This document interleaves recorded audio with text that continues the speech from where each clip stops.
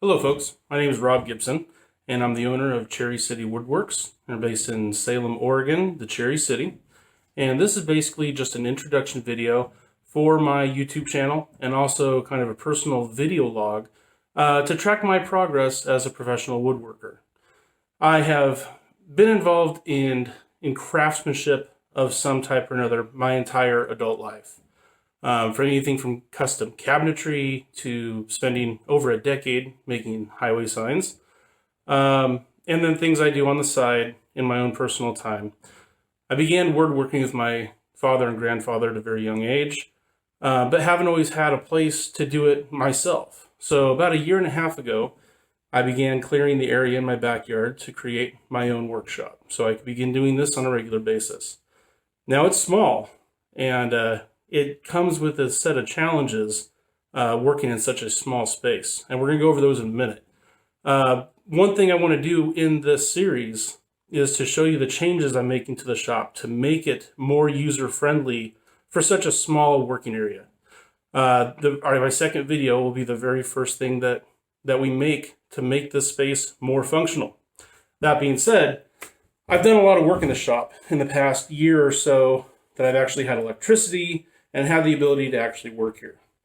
They go anywhere from custom pens, turn bowls. In the last month and a half, I have made, don't even know the number of cutting boards. And there's a lot of other stuff that have been there. I've made a hope chest for my daughter for her birthday and jewelry boxes and all kinds of stuff. But let's go ahead and take a look around the shop so you can kind of see the area I'm working with and see why I am in desperate need of getting this place more organized and making some things to help that happen. Alrighty, let's go take a look around.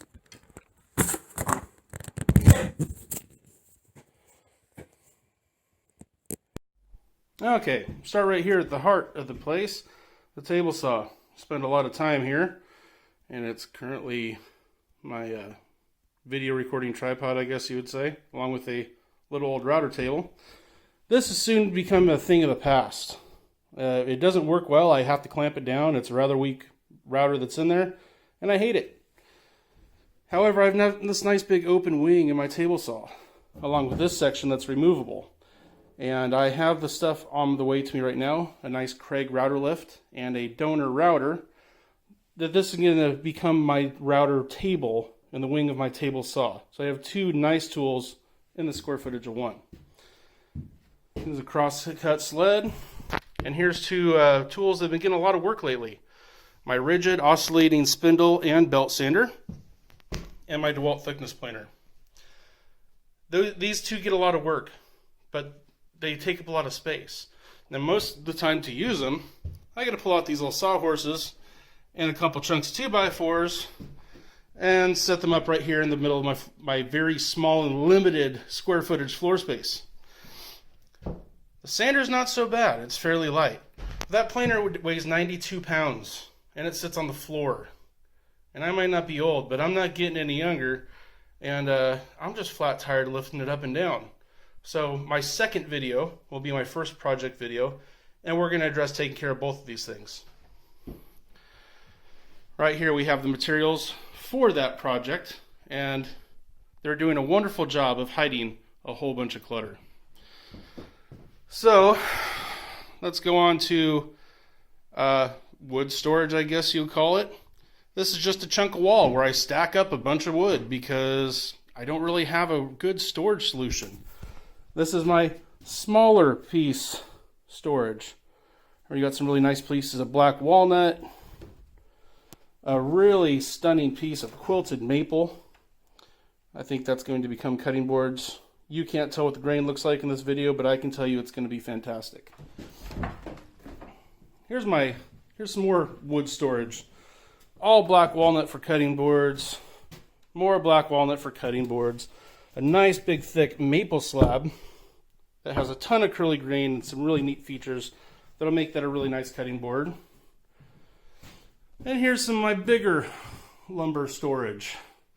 So, yeah, let's see, black walnut, there's some oak back there, some African mahogany, cherry. This tall board right here is cherry behind the skinny piece of hickory. That's a nice wide and thick cherry board. And then right here, really taking up a whole lot of space, is one very, very big cherry board. Now, if you know anything about cherry, I think you'd be impressed with the size of this piece of lumber. About 1.5 inches thick, and it's over 10 feet tall. You just don't get many cherry trees that can produce a board like this. In an upcoming project video of a jewelry box that I've been hired to create, this is going to be kind of the eye-catching feature. There's some really beautiful crotch grain that once that's finished up, it's really going to pop, and that is going to become kind of the centerpiece of that jewelry box. That's going to become kind of the main feature. I'll go down here to my miter saw station. That cabinet, that old horribly ugly vanity, and that cabinet I got as a group for $20 off Craigslist. I think I got robbed. So before too long, this cabinet's okay and is useful, it's just not that pretty. That one needs to be rebuilt. It's missing doors, it's got one drawer, and I can't really properly organize the things that are in it, so things are just shoved in it. And then we have this ridiculous mess. I would love to not have this mess here. I just don't have places to put it all. So there's going to be a lot of cabinet making coming up rather soon. Here's my lathe. Get a lot of work done here on the lathe. Once again, because I don't know where to put it, these wheels and this whole pile of parts here is for my second video.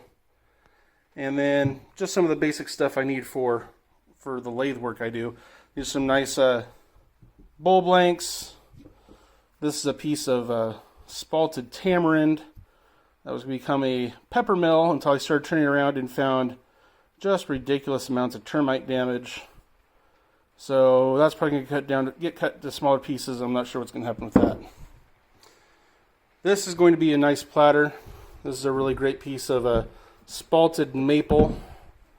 And so that's going to get turned into a platter. Most of what is up here in this cabinet is all lathe related. I've got bushings and buffing wheels and a great big jug of wood glue and sandpaper and wax and all kinds of stuff. Over here, here's a cabinet I actually got for free. And it's just got kind of an assortment of stuff because I just don't have enough places to put things. There's my big Hitachi router.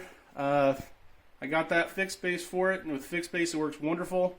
The plunge base that's on it, if I ever were to do a review video, it probably wouldn't be very good. I really don't like the router base, the plunge router base. So that is going to go into my router lift for my router table build. It's a great strong motor. I just don't like the plunge base. And so that I have another big regular router to use, I have a really nice Triton plunge router on its way to me. Then my little DeWalt trim router, I couldn't do without. That little thing's fantastic. It does a ton of work around here. Couldn't live without it. My jet bandsaw. I've got some stuff, some upgrade parts for it to make it work better. I may or may not do a video about it. But along with getting cabinets built, probably on all these walls, and finding a better way to organize my two lofts that I have in this building, one thing that's going to help me declutter all this mess is when I insulated and put up interior walls, I put up this really nice piece of pre-finished ply. This is going to be my tool wall. So I'm going to have some videos where I'm building all kinds of tool holders that are going to get attached to that wall, and that should help tremendously. So once again, this is just my introductory video, kind of letting you see what this space looks like, how small it is, and so I need to work so hard to find ways to organize it and make it more efficient. Alrighty, folks, thank you very much for watching. with time, I guarantee these videos will get better. My camera work will get better. My woodworking hopefully will get better. And I just hope that you're here for the journey with me. Thank you very much for watching this. If you have time, please like and subscribe. It helps me out tremendously. And we'll see you on the next video. Thank you. Goodbye.